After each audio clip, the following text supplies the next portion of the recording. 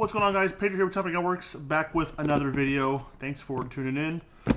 Today's video is something very much new to me. If you've watched me or the channel for long enough, you know I am a PDP guy through and through. Somewhat 2011s, not the biggest fan. Some Glocks, SIG guy, it's here somewhere. But mainly PDPs, that's kind of my bread and butter, or what I like the most.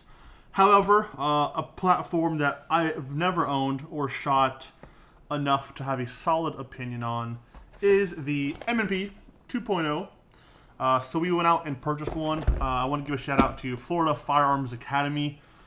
They were the only people locally that had one in stock, and they gave me a pretty good deal. So thanks to you guys. I really do appreciate it. This is a platform that I see a bunch of guys shoot well. A lot of hype around it, or not hype, a lot of good things that are usually said about M&Ps, specifically the 2.0. You know, Buck here in Florida shoots one, .1 Tactics, Gateway Defense, a bunch of guys, a bunch of good shooters shoot the M&P. So I figured, let's pick one up, see what all the fuss is about, and you know, shoot it enough to give you a actual valid opinion on the product. So let's do a quick unboxing. I opened it up obviously at the shop when I checked everything, but for those that are new to the M&P platform like myself, or are just curious of what comes in the box, I figured I would share the goodies, right? So obviously cardboard box that everyone's familiar with. I am a big packaging guy for the most part, but on certain things I think packaging is too much. Again, if you follow me or us for long enough, you know exactly what I'm talking about. But that is a topic for another video. So, once you open the box, things are jumbled around, so excuse the mess. Here's what you get. Gun and a couple of things. So, we will take out the actual firearm here, unload it, make sure it's clear, put it to the side, because that's the best part of the video, so we'll touch on that last. Here's what you get. You get a warranty card from Smith & Wesson, which we will get to that at some point for the warranty. Excuse the puppy in the background. Kobe just had dinner.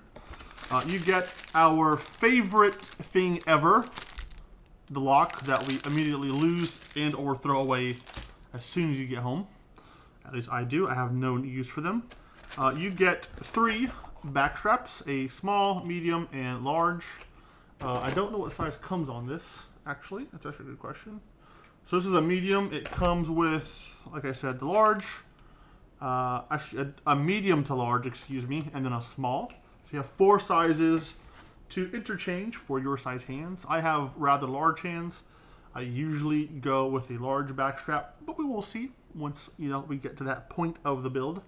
And then you get a baggie of optic plates. Now, I put a story up about these on our Instagram, so if you don't follow, head over there and give us a follow. Check us out. I asked if these plastic optic plates are any good. The reason being is, 1, plastic is, but 2, I usually end up going with like CHPWS. I've been wanting to get my hands on one of the Arise Manufacturing or the Kinetic plates. The dog tag. Correct me in the comments if that's correct, or if that's not correct, excuse me. I'm just, again, very new to the M&P platform, so excuse my ignorance on some of these things. Jesus. Anyways, I put a story up. I've had mixed reviews. A lot of guys say, you know, hey, I'm 5,000 rounds deep, not an issue, run it. Other guys have said, don't even put them on, just buy a Kinetic or another plate, you know, that's available on the market. So to be honest, I am going to run the plastic M&P plates, at least until they give me issues, of course. I have a very special optic coming for this that we'll do an unboxing on probably tomorrow or the next couple of days. Post that up and then take it to the range to do a full review and breakdown. I think you'll either love it or absolutely flame me in the comments, which I'm good with either, so feel free. And then you get 2 mags, right, to sum up what's in the box. 2 17-round mags. So yeah, let me put this to the side here. let's talk about the best part of what's in the box, the actual firearm. If I can close this, that would be great. That's fine. Here is the, I picked up the 4¼ inch M&P 2.0 with the 17 round capacity. Here's what it looks like. It has their new flat-faced trigger, I guess. That actually doesn't feel terrible, if I'm being honest with you. Here, let me see how I show you this. Here is the trigger, the take up. Quite a bit there. Actually, a lot, to be honest with you. But I noticed once you get to the break, very short, very crisp. A little heavy, if I'm being honest, but again, it's a stock polymer striker fire gun trigger. Nothing to rave about, nothing to love, nothing to hate. And then, excuse me, here's the reset on that same trigger. Nice and assisted. It feels very, very good. Again, for a polymer gun trigger, not the best, not the worst. I did find the shoe to be a bit skinny. But I'm also used to the PDP shoes that are a little bit fatter because it's just a fatter gun, so it kind of fits that profile. Overall finish or feel of the gun, the grip feels really good, texture feels good. I can imagine, locking down a grip on this is probably pretty easy due to the texture and the ergonomics. It does point pretty natural for me, actually. Like as soon as I present it, I get, sight on sight action, which is good. It comes with, I believe these are night sights or suppressor height sights, if I'm not mistaken.